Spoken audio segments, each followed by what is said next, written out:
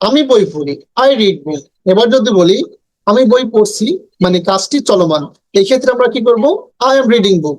এখানে যুক্ত করছি এম প্লাস ভার্বের সাথে আইএনজি। এবার দেখুন, সে বই পড়ে, হি রিডস বুক।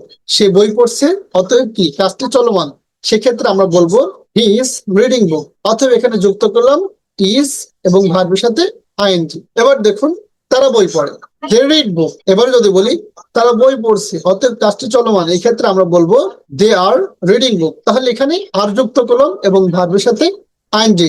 অতএব আমরা বুঝতে পারলাম যে কোনো কাজ যদি চলমান বোঝায় সেক্ষেত্রে আমরা আমিজার যুক্ত করব এবং ভার্বের সাথে আইএনজি ব্যবহার করব। এখন প্রশ্ন হচ্ছে, কোন পার্সনের সাথে এম, কোন পার্সনের সাথে ইজ এবং কোন পার্সনের সাথে আর ব্যবহার হবে?